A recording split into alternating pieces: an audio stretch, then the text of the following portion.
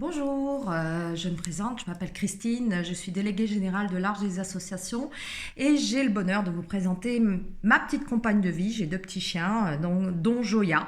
Joya qui a 2 ans et qui a un réveil un peu difficile comme vous pouvez le voir. Alors ce n'est pas de Joya ni de moi bien évidemment dont je vais vous parler au travers de cette vidéo, mais c'est à la demande de Ethics for Animals ainsi que du collectif 100% stérilisation chat et de One Voice, comme de l'Arche des associations bien évidemment que j'ai le bonheur de représenter, pour lancer un appel au gouvernement, un appel au secours, je dirais même, pour venir en aide à toutes les petites associations et refuges indépendants qui aujourd'hui continuent à œuvrer sur le terrain et malgré tout sont dans une grande difficulté, une précarité suite bien évidemment à la crise sanitaire des 2 mois qui les ont empêchés, eh bien, j'irais de collecter, de récolter des fonds pour continuer à agir et malgré tout cela, elles ont continuer à agir, elles, sur le terrain. Encore ce matin, pour vous donner un exemple, j'ai reçu un message de la part d'une association qui est en province, qui vient de récupérer, il y a quelques jours de cela, 7 chatons qui étaient jetés à la rue dans un carton, dans une petite ville de province, et qu'elle est en train de biberonner pour les sauver tout simplement. Parce qu'une vie a un prix, et que ce n'est pas parce que c'est un animal qu'on doit tout simplement la négliger.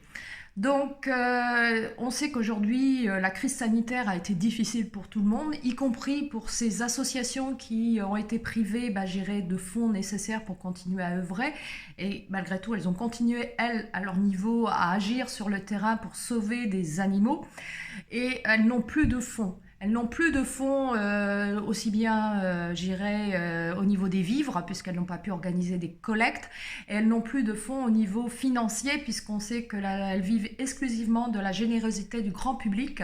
Et que, effectivement, comme c'est difficile pour tout le monde, eh bien, ce grand public n'est pas au rendez-vous, ce qu'on peut tout à fait comprendre. C'est pour cela que cette pétition que vous avez dû voir il y a quelques jours de cela, concernant effectivement le hashtag Sauvons les associations qui est aujourd'hui qui dénombre pas loin de 80 000 signatures est fondamentale. On vous encourage vraiment à la signer du fond du cœur et puis ça va nous aider au niveau du collectif éphémère qu'on a créé au profit des petites associations, excusez-moi, de pouvoir, mettre en avant le fait que c'est primordial au niveau du gouvernement, qu'une aide doit être impérativement accordée à ces petites associations parce que l'abandon, ça nous concerne tous. Ce n'est pas exclusivement à la charge de ces associations qui agissent sur le terrain, mais c'est une responsabilité collective.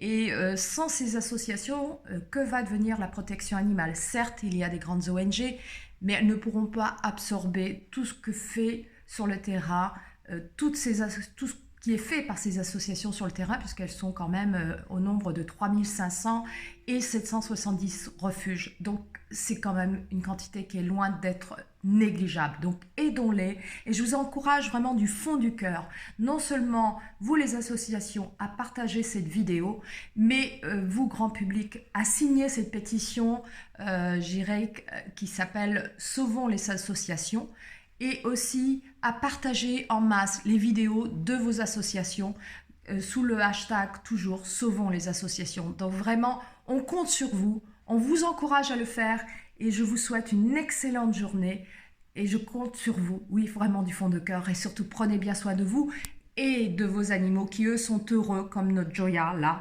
parce qu'ils ont un foyer aimant et respectueux, ce qui n'est pas le cas de tous, loin de là. Vraiment, du fond du cœur, merci.